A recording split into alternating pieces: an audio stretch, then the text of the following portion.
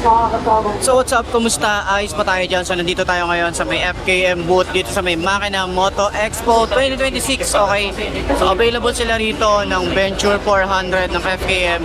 Ito, papakita ko sa inyo to, and ito yung magiging available din to sa mga branch nila nationwide. Okay, so ngayon pakita ko sa inyo ano nga ba yung itsura nung Venture 400 nila. Okay, so ito yung available na unit, kulay green. Ayan. Okay. 400cc. Okay, legal. Express legal. Okay. So ayan, meron silang maangas din, napaka-futuristic na datingan. And meron tayo rito mga ano, meron tayo, di ba? Ayan, meron silang available na ano rito, na bracket. Okay, mayroon na rin tayo rito available na mini driving light. Okay, ayan.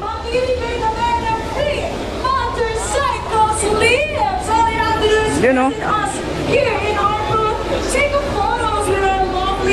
So ito yung tsura. Okay. Okay, medyo maingay lang talaga rito, pero pagpasensyaan nyo na.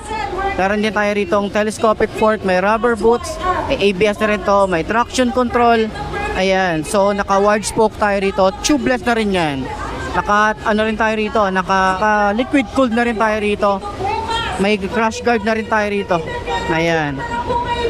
May crash guard na rin tayo rito. Okay? So, yung extension ng paa, malawak din yan. May mga paddings din yan. Okay?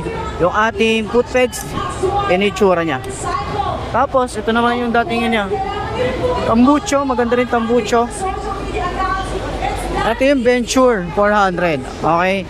Tapos, ito naman yung tambucho niya. Grabe ang laki, no? Tapos naka dual shock din tayo rito. Meron na rin tayong baso. And yung ating upuan, grabe ang kapal ng upuan, no? Tapos hanggang dito, meron na rin tayong parang sandalan, okay? And yung ating panel gauge, naka digital na rin. Ating FKM, ayan, meron tayong handlebar na ang ganda rin. May mga parang carbon fiber finish din. May FKM na logo dito and USB charging port.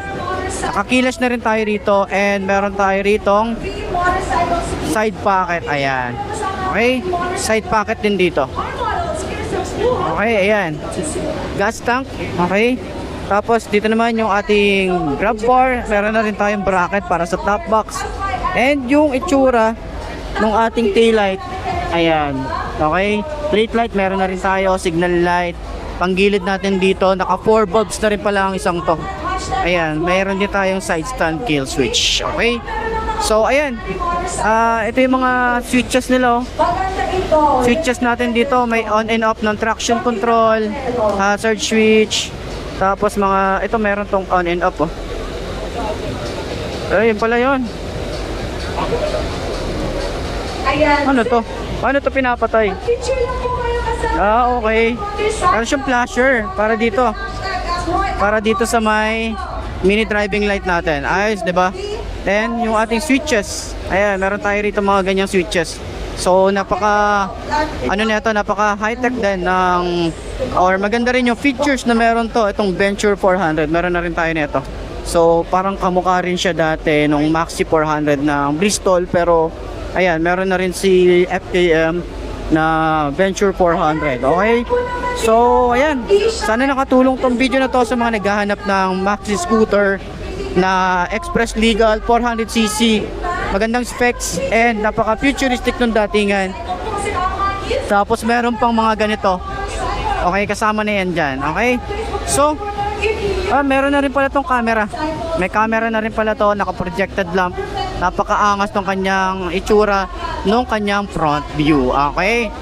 So, may crash, ano na tayo dito, lever guard. Okay, kabilaan naman yan.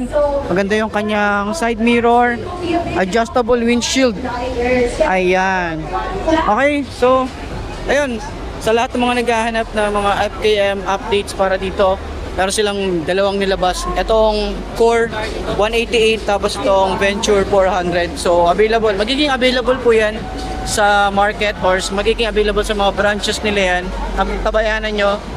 Iyan natin yan. Walk around natin yan isa-isa. Okay, para at least meron tayong reference, okay? Para meron tayong idea kung ano nga ba ang meron sa motorcycle na to. So, yun, hanggang dito lang muna. Okay, pakapyaw lang naman itong walk around natin. Quick walk around para dito sa may Venture 400 ng FKF. Ayos.